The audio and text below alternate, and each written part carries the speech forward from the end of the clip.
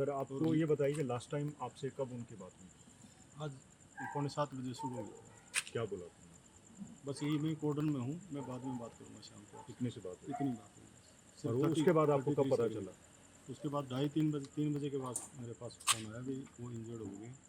तभी हमने कोशिश की, एयरपोर्ट पे भी गए, लेकिन हमारी सुबह की फ़्लाइट है, हम देखते हैं जैसे भी अगर वहाँ पहुँच पाएगा उनको, जैसे भी उनकी उनसे बात होगी वहाँ पे। उनकी पत्नी को मालूम है इसके बारे में? मालूम नहीं है, हमने पार्सली उनको बताया कि इंजर्ड हो गए, और वैसे ही कोशिश है हमारी भी रात निकले कम से कम। थोड़ा सा कर्नल साहब के बारे में बता दीजिए, आप जानते थे कैसा उनका जज्बा था? बहुत ही अच्छे इंसान थे वो, बहुत ही मैं उनके पास जाता रहता था, और पिछले साल उनको अपने कार्यों की वजह से सेना मेडल भी मिला, और उनको मेरी तरफ से सलाम, और आज के दिन को थैंक यू।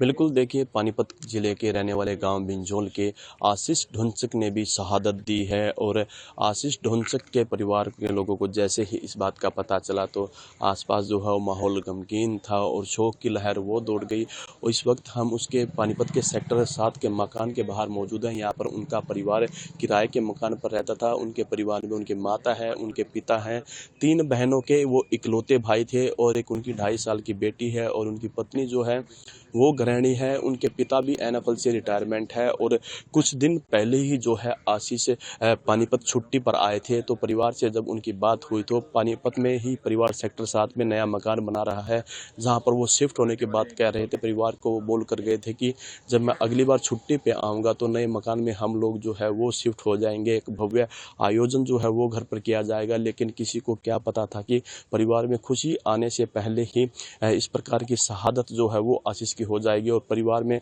जो है शोक की लहर दौड़ जाएगी। जैसे ही आसपास के लोगों को, जिले वासियों को, उनके गांव के लोगों को इस बात का पता चल रहा है तो सभी उसके मकान की ओर आ रहे हैं, और दोपहर बाद जो है आज उनका पार्थिव शरीर यहां पानीपत में लाया जाएगा सेक्टर 7 के मकान पर। उसके बाद उनके शव को गाँव में लेकर जाया जाएगा, पैतृक गाँव पर ले जाकर उनका राजकीय सम्मान के साथ जो है वो अंतिम संस्कार किया जाएगा, अंतिम विदाई उन्हें दी जाएगी।